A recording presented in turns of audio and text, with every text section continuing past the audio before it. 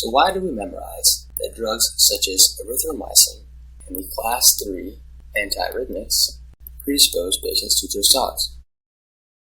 Probably because you, just like I, never had enough time to understand that both of these drug classes inhibit potassium channels that are responsible for a repolarization phase. This is the same reason that class 1A antiarrhythmics can also lead to torsade. They prolong the QT interval because they also block these potassium channels. So as you can see here, this is your potassium channel responsible for the efflux of potassium out of the cell to repolarize. Drugs such as erythromycin are class 3 antiarrhythmics, and class 1A antiarrhythmics will sit and block this domain, preventing this from flowing out, causing a decrease in our IKR current. How does low magnesium levels predispose you to torsade?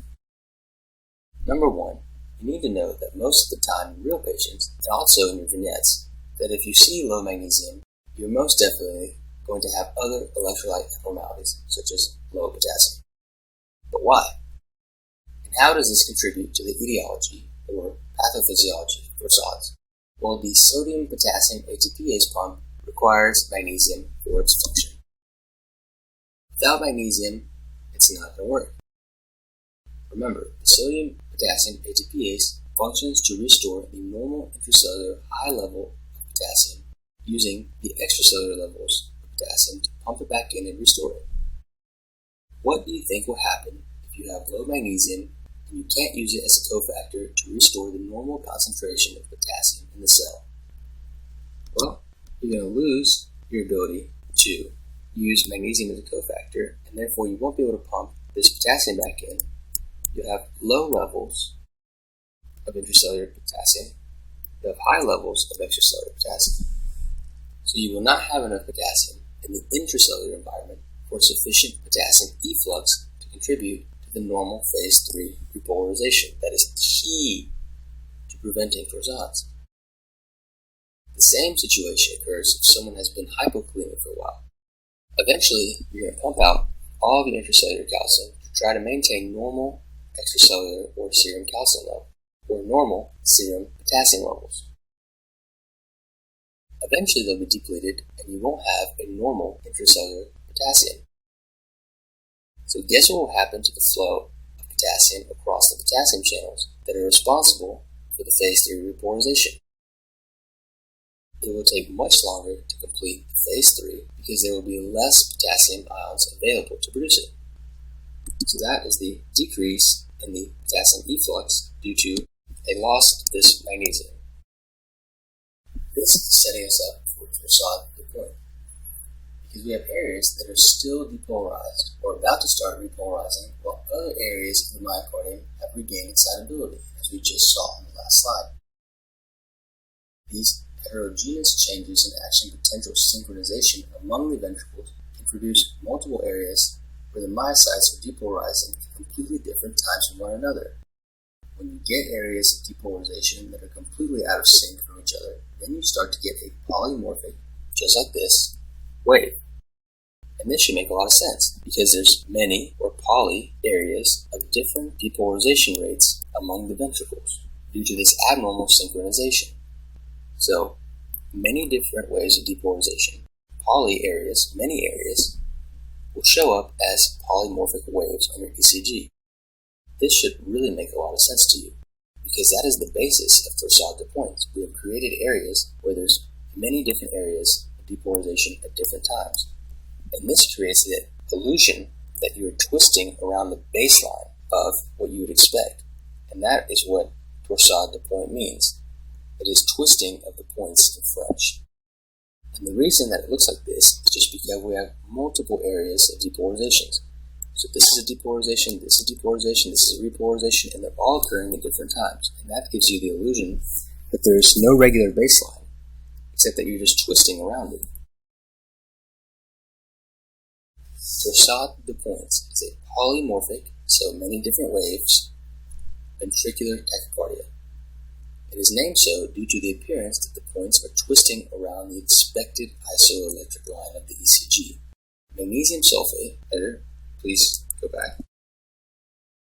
Magnesium sulfate is a treatment for torsades because it can slow down the calcium influx across the myocyte membrane as well as limit the efflux from the sarcoplasmic reticulum. That is an important part of myocardial-site depolarization.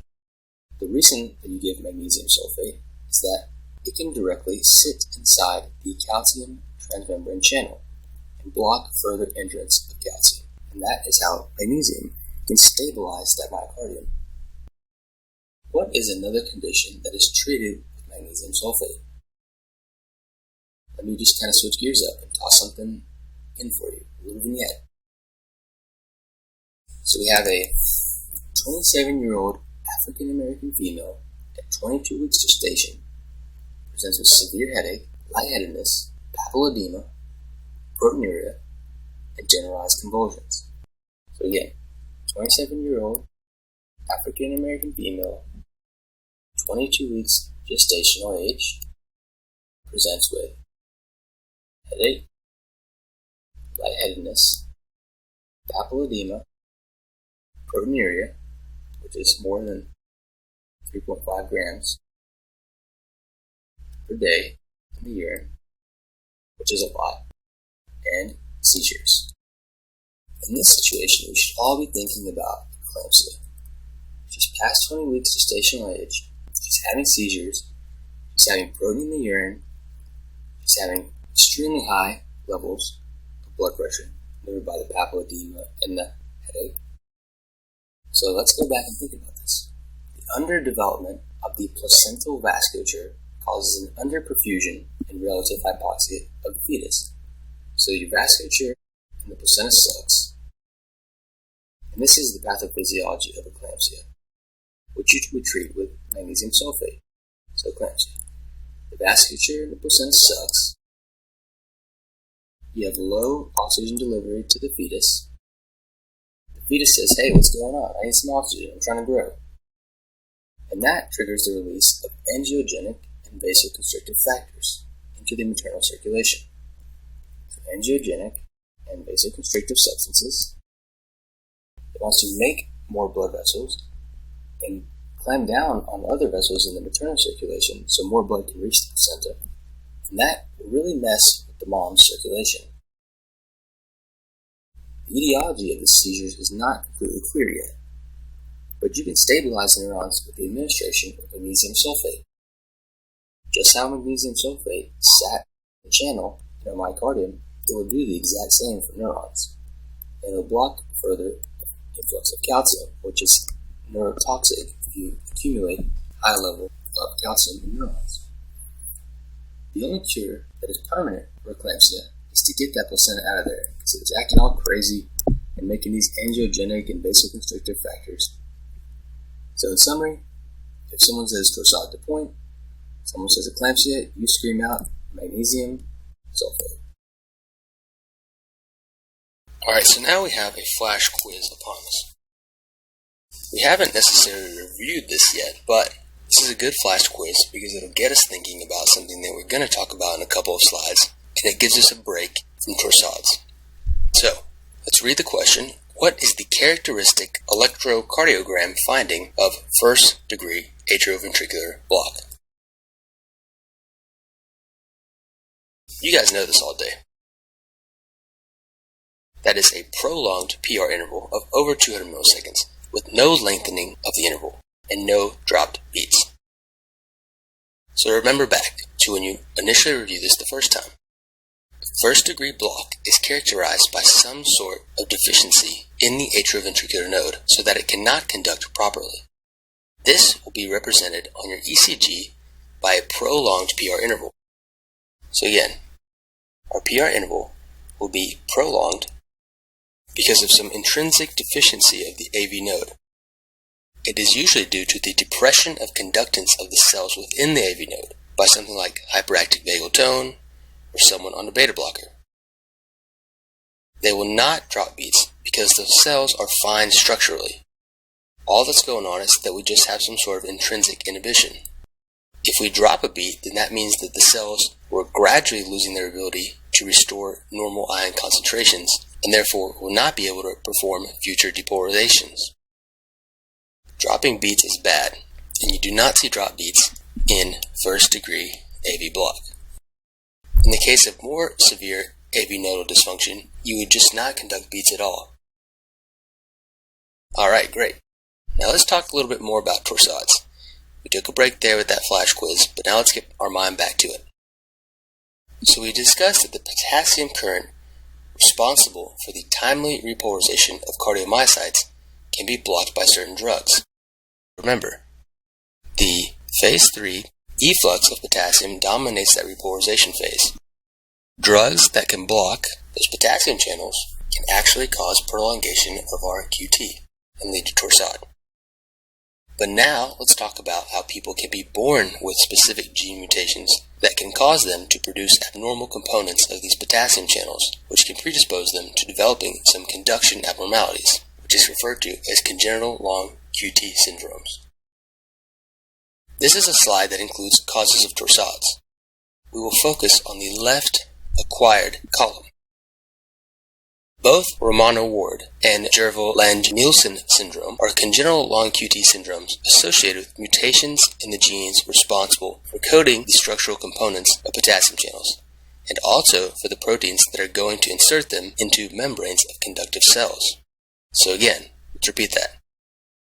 These are syndromes associated with mutations in the genes responsible for coding the structural components of potassium channels, or mutations in the genes coding for proteins that insert them into membranes. So this is a membrane, and these are potassium channels.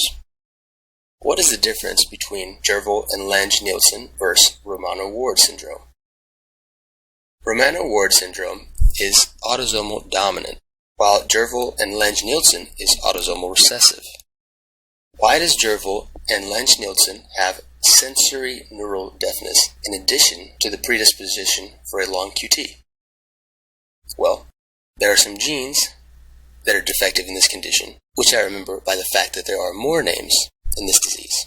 So more names in the disease, there are more genes affected compared to Romano-Ward. So the potassium channels responsible for the conductivity of hair cells in the inner ear are completely dysfunctional in Jervell-Lange-Nielsen syndrome. So that is why you have sensory neural deafness. How do I remember that individuals with Jervell and Lange-Nielsen syndrome suffer from sensory neural deafness? Well, it takes much longer to hear and say that name, and therefore I associate it with something that's associated with the ear.